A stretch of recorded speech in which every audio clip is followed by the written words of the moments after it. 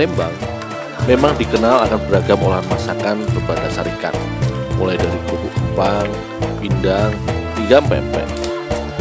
Semua olahan makanan ini, hampir sekitar 80% bahan dasarnya merupakan ikan air tawar.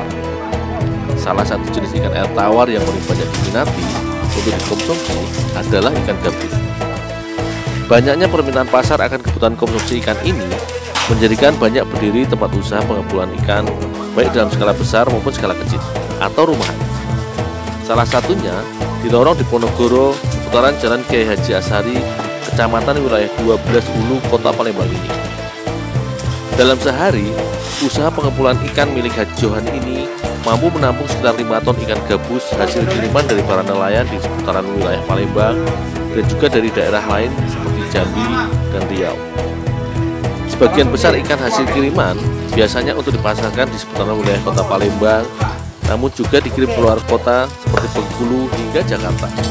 Di tempat yang sudah beroperasi sekitar 20 tahun ini, selain ikan gabus dijual segar atau dalam keadaan hidup yang masih utuh, juga dipasarkan dalam keadaan beku.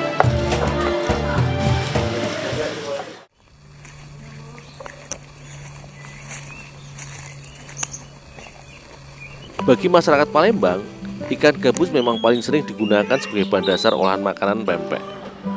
Namun terdapat salah satu masakan khas Palembang yang sangat digemari tetapi cukup jarang ditemui, yaitu sate ikan. Berdasarkan namanya, olahan makanan ini tentunya berbahan dasar ikan. Namun bagi masyarakat Palembang, sate ikan lebih nikmat bila menggunakan bahan daging dari ikan gabus. Ikan gabus dikenal memiliki karakter daging yang hampir mirip layaknya ikan tenggiri yang padat dan kenyal ketika diolah. Berdasarkan penelitian, ikan yang termasuk dalam ikan predator air tawar ini juga memiliki kandungan albumin, yaitu senyawa dalam protein yang tinggi serta bermanfaat bagi tubuh bila dikonsumsi. Ini dulu bawa ke atas piring. Oh, iya, Bu. Iya, ya.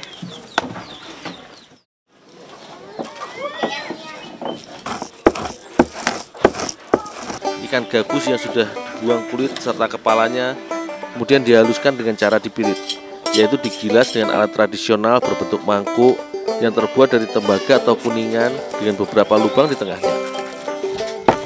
Meski sederhana, menghaluskan atau menggiling ikan dengan teknik dan alat ini sangatlah efektif, karena daging ikan dapat dipisahkan dari duri-duri lembut melalui lubang kecil pada piringan logam ini.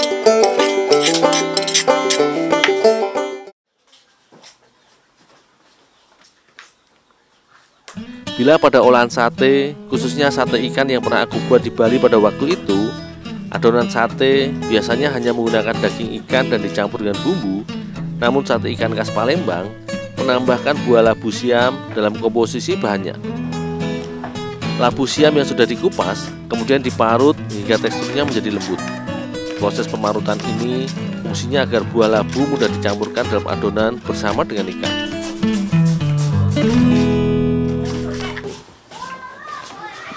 Bu, Ya. iwaknya udah dipirit ini, Bu? Iya, ya. Nah, ini kasih garam, cuci. Oh, ya, Bu. Iya, ya.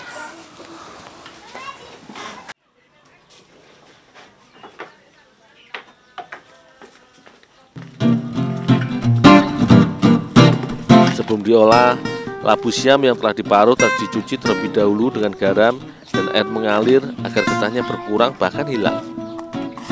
Buah dari tanaman merambat atau juga biasa disebut cipang ini dikenal memiliki banyak getah yang cukup berbahaya bila termakan, karena getah labu siam dapat mengakibatkan mati rasa dan gatal bila dikonsumsi.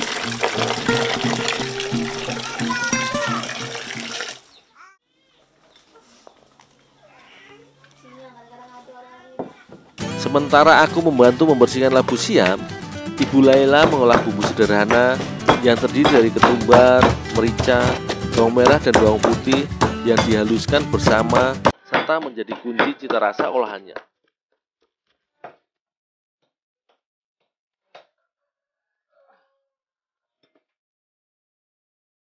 Setelah semua bahan siap, selanjutnya labu siam dicampur dan diaduk bersama dengan daging ikan gabus serta bumbu yang telah dihaluskan tadi hingga tercampur merata.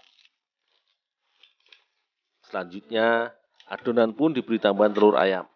blindo atau ekstrak santan yang kental, dan juga sedikit tepung tapioka yang berfungsi sebagai pengikat pada adonan sate. Semua bahan diaduk hingga tercampur merata dan menyatu.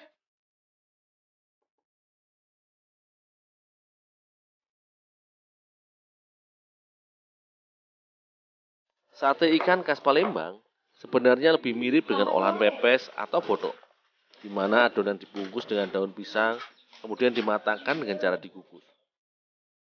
Tapi kali ini, aku bersama Ibu Laila mencoba sedikit inovasi.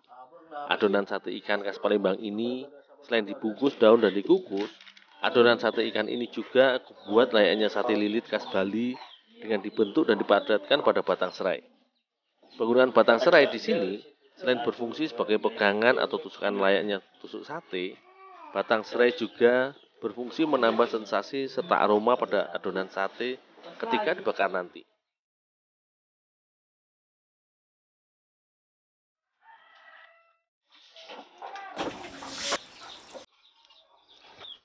Sate adalah salah satu hidangan atau olahan makanan yang sangat populer di Indonesia dan beberapa negara di wilayah Asia Tenggara seperti Malaysia, Thailand, dan Singapura. Teknik pengolahan yang mengandalkan panas pembakaran dari bara api ini, selain mematangkan bahan makanan, juga memberikan sensasi cita rasa yang sangat khas.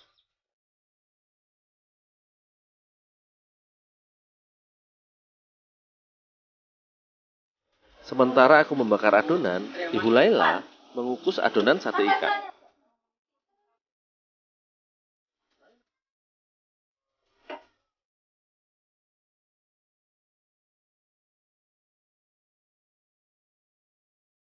Berdasarkan penelitian, kandungan albumin yang terdapat pada ikan gabus cukup baik bila dikonsumsi oleh tubuh, karena dapat membantu menjaga stamina serta membantu proses regenerasi sel. Selain itu, buah labu siam juga kaya zat antioksidan.